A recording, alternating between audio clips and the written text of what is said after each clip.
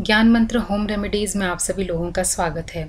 आज मैं आप लोगों को गंगा दशहरा के महात्म्य के बारे में बताने वाली हूँ, जो आप लोगों की किस्मत को पूरी तरीके से बदल देगा और आप लोगों को मिलेगा 7 जन्मों का पुण्यफल। जी हाँ दोस्तों, आज मैं आपको कुछ माँ गंगा के महात्म्य के बारे में बताने वाली हूँ, जो आपकी किस्मत को पूरी तरीके से बदल देगा।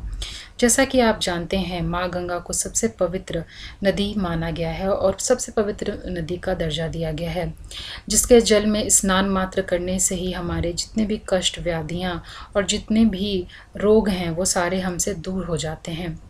माँ गंगा ज्येष्ठ शुक्ल दशमी के दिन हस्त नक्षत्र में स्वर्ग से धरती पर अवतरित हुई थीं, इसलिए इस दिन को गंगा दशहरा के रूप में मनाया जाता है। हिंदू कैलेंडर के अनुसार गंगा दशहरा इस बार 3 जून 2017 शनिवार के दिन मनाई जाएगी। पुराणों के अनुसार गंगा दशहरा के दिन गंगा स्नान का विशेष महत्व होता है। इस दिन स्वर्ग से गंगा का धरती पर अवतरण हुआ था, इसलिए यह महापुण्यकारी पर्व माना जाता है। जैसा कि हम जानते हैं, गंगा जल उसको बहुत ही पूजनीय माना जाता है और हम जो भी पूजा पाठ करते हैं, जो भी हवन करते हैं, उसमें हम गंगा जल जरूर डालते हैं और हम गंगा जल से शुद्ध करते हैं। तो यह जो गंगा जल है उसको बहुत ही पवित्र माना गया है और बहुत ही पूजनीय माना गया है माँ गंगा को। ऐसे तो हम कभी भी जाकर माँ गंगा के जल में जाकर डुबकी लगाते हैं, लेकिन अगर हम गंगा दशहरा में ऐसा करते हैं, गंगा जल में डुबकी लगाते हैं, तो उस दिन हमारे कम से कम 10 कष्ट जो हैं, 10 पाप, उससे हम मुक्ति पाते हैं। इस दिन लोग पूजा अर्चना करते हैं और साथ ही साथ दान पुण्य भी करते हैं। हिंदू शास्त्र में वैसे भी दान पुण्य करने को सबसे बड़ा दान माना गया है। गंगा दशहरा पर दान पुण्य करना का अपना एक अलग ही महत्व होता है। गंगा दशहरा के दिन किसी भी नदी में से कम 10 पापों से मुक्ति प्राप्त होती है। इन 10 पापों के हरण होने के कारण ही इनको गंगा दशहरा माना गया है। स्कंद पुराण के अनुसार गंगा दशहरा के दिन व्यक्ति को किसी भी पवित्र नदी में जाकर स्नान, ध्यान तथा दान करना चाहिए। ऐसा करने से गंगा दशहरा के दिन जो भी ऐसा करता है उससे उसको सभी जितने भी उसके पाप हैं उससे वह मुक्ति पा लेता है। कई लोग तो स्नान करने के लिए हरिद्वार जैसी पवित्र नदी में स्नान करने जाते हैं इस दिन, गंगा दशहरा के दिन। लेकिन अगर आपके आसपास कोई भी गंगा जी नहीं है तो आप लोगों को परेशान होने की ज़रूरत नहीं है। आप किसी भी पवित्र नदी में जाकर स्नान कर सकते हैं और गंगा जी के नाम का जप करें और उसके बाद किसी भी गरीब, जो भी ज़रूरतमंद हैं, उनको दान अवश्य करें।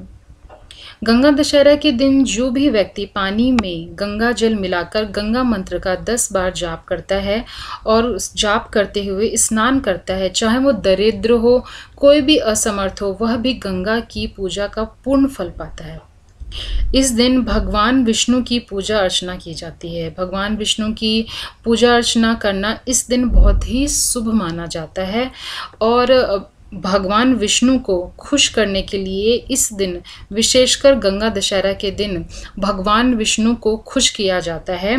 इसके लिए उनकी प्रतिमा बनाकर, हम जहाँ भी हैं गंगा तट पे, तो वहाँ हम उनकी प्रतिमा बनाएं और उस पे दूध, बताशा, जल, रोली, नारियल, धूप दीप से उनका पूजन करें और दान करें।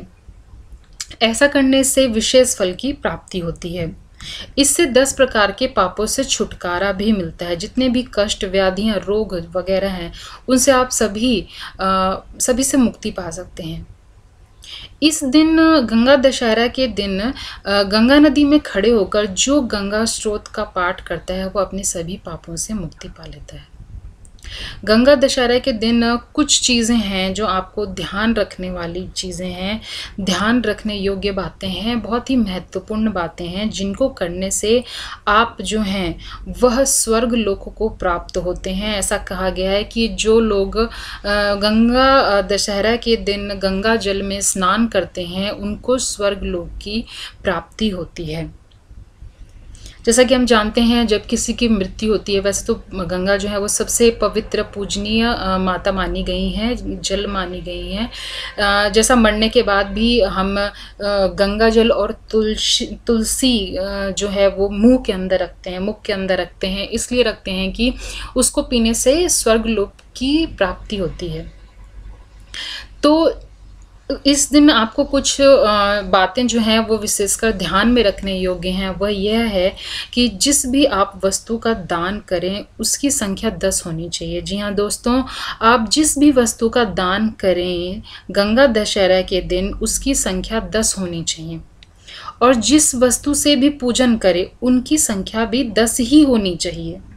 जैसे 10 प्रकार के फूल, 10 गंध, 10 दीपक, 10 प्रकार के नैवेद्य, 10 पान के पत्ते, 10 प्रकार के फल होने चाहिए। इस बात का आपको विशेषकर ध्यान रखना है कि कोई भी वस्तु 10 प्रकार की होनी चाहिए। यदि कोई व्यक्ति पूजन करने के बाद दान करना चाहता है, दान तो वैसे करना ही चाहिए, अगर कोई नहीं भी चाहता है फिर भी वह दान करे मेरे हिसाब से। तो कोई व्यक्ति पूजन करने के बाद अगर दान करना चाहता है तो वह भी 10 प्रकार की वस्तुओं का दान होना चाहिए, तो बहुत ही अच्छा रहता है। लेकिन जौ और तिल का जो दान है वह 16 मुट्ठी का होना चाहिए। जौ और तिल का दान 16 मुट्ठी का होना चाहिए। बाकी और चीज़ों का अगर आप दान करते हैं तो वह 10 चीज़ें होनी चाहिए, 10 प्रकार की वस्तु होनी चाहिए। दक्षिणा भी 10 ब्राह्मणों को ही देनी चाहिए। जब गंगा नदी में स्नान करें तो 10 बार डुबकी भी लगाएं। ऐसा करने से शुभ फल की प्राप्ति होती है और उसमें वृद्धि होती है।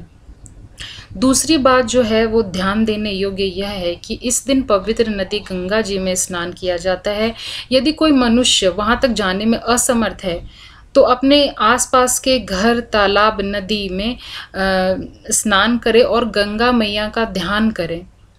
गंगा मैया का ध्यान करते हुए स्नान करें और उनका स्मरण करें और उनकी पूजा अर्चना करें श्रद्धा के साथ, पूरी श्रद्धा के साथ। और आपको एक मंत्र का उच्चारण करना है। वह मंत्र इस प्रकार है: ओम नमः शिवाय नारायण्य दशहराय गंगाय नमः। इस मंत्र के बाद आपको एक और मंत्र का उच्चारण करना है। वह इस प्रकार है: ओम नमो भगवती हिली हिली मिली मिली गंगे माँ पावेह पावेह स्वाहा। इस मंत्र का आप उच्चारण करेंगे, वो 5 पुष्प अर्पित करते हुए करेंगे गंगा माँ को। और जहाँ भी गंगा माँ की उत्पत्ति स्थल है उसको स्मरण करें उनका ध्यान करते हुए। अगर आप इस दिन सत्तू का, क्योंकि ये जेठ माह में पड़ता है, तो हमें किसी ठंडी चीज़ का दान करना चाहिए जिससे जो भी गरीब, जो भी ज़रूरतमंद लोग हैं उनको मतलब दान करें। और तो इस प्रकार की चीज़ें दान करनी चाहिए। वह चीज़ इस प्रकार है: इस दिन सत्तू, मटका और हाथ का पंखा दान करने से दुगने फल की प्राप्ति होती है। ऐसी ये चीज़ें हैं कुछ जो आपको करनी है गंगा दशहरा के दिन, जिससे आपके घर में सुख समृद्धि आ सकती है और आप पा सकते हैं स्वर्ग की प्राप्ति। तो ये थी कुछ चीज़ें। आज के लिए बस इतना ही। अगर आप और अधिक जानकारी जानना चाहते हैं तो हमारा चैनल ज्ञान मंत्र होम रेमेडीज़ सब्सक्राइब करना ना भूलें। और अगर आपके कोई भी सवाल या सुझाव हैं तो हमें ज़रूर लिखें हमारी स्क्रीन पर दी गई ईमेल आईडी पर। धन्यवाद।